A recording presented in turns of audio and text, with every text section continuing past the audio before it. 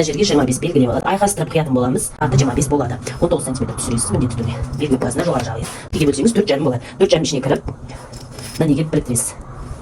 Өксеге. Міндетті түрде 1 см түсесіз арқадан, и оны соған біріктіресіз.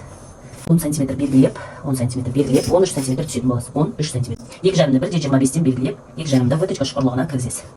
Әрі трапеция, әрі отрезі бар. Төрт бүктеліп тұрғанда үстінде түсіп тұру керек. Юканың длинасын өлшеп аламыз, 78. Белгілеп аламыз осылай. 26-ны белгілейміз. 9 см түсеміз. 4,5 см кіреміз. 19-ға бірлестіреміз. 1,5 см алдынан түсеміз.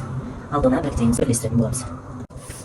Бульфик деген, как шалбар, джинсы шалбарларыңызда бульфик тұрады ғой, бүйтіп тігілетін. Сол бульфикке 4 см қалдырасыз да, нақтыны отрезге 30 см қалдырыңыз да, 20 см түсіресіз. Қалғанını тігіс ақысында қалдырасыз 2 см қиылады.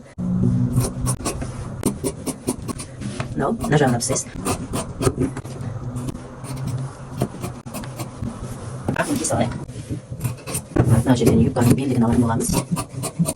Міне достар, жаңа қиған көрінбей қалыпты. Екі бүктелгенде мынаны бірінші қойып, сіздар мынау сол қимай тұр.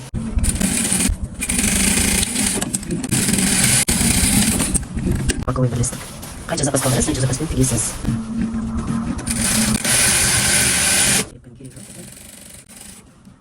Тігіп алдық, енді мына жерін қайтып бастып тігіп қоямыз.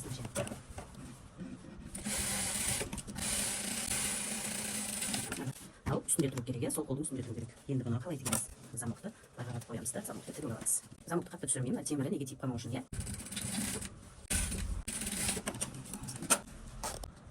сызып шығамыз былай.